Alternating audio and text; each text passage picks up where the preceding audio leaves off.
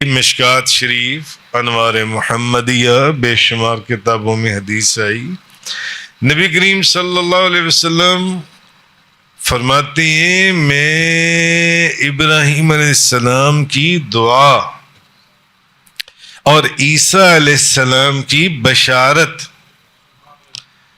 اور اپنی ماں کا وہ نظارہ ہوں جو میری ماں نے میری پیدائش کے وقت کیا. نظارے کا لفظ میں نے اس لیے بولا کہ میرے حضور قبلہ و کعبہ، عالم علمی، فاضل لوزئی، عاشق غوث الورا، فنا فی المصطفیٰ، حضرت علامہ مولانا حاجی محمد یوسف علی نگینہ رحمۃ اللہ علیہ جب یہ حدیث بیان کیا کرتے تھے تو یہاں لفظ نظارہ بولا کرتے تھے، ورنہ اس کی جگہ پر اور بھی کئی لفظ محدثین نے ترجمے میں اور لفظوں کو بھی وہ لے کر رہے ہیں جنہوں نے ترجمہ کیا اس حدیث کا. تو میں اس لیے ہمیشہ اس جگہ پر لفظ نظارہ ہی بولتا ہوں.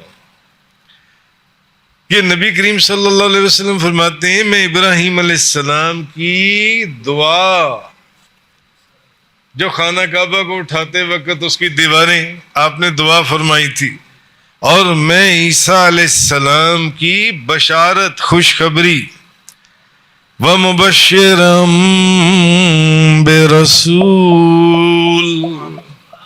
يَأْتِي مِن بَعْدِ اسْمُهُ أَحْمَدُ.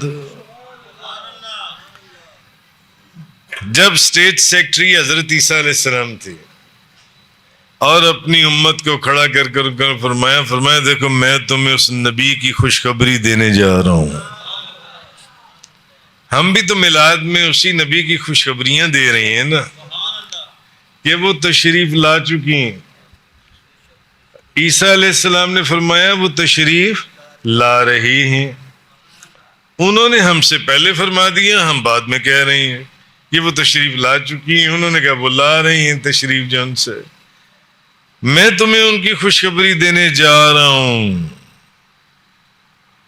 ایک ایسے رسول کی جو میرے بعد آ رہے ہیں، میرے بعد آ رہے ہیں، اور نام ان کا احمد ہے.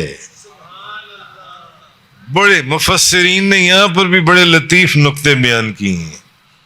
انہوں نے یہ نہیں فرمایا کہ ان کا نام احمد ہوگا، نہیں، انہوں نے فرمایا ان کا نام احمد ہے.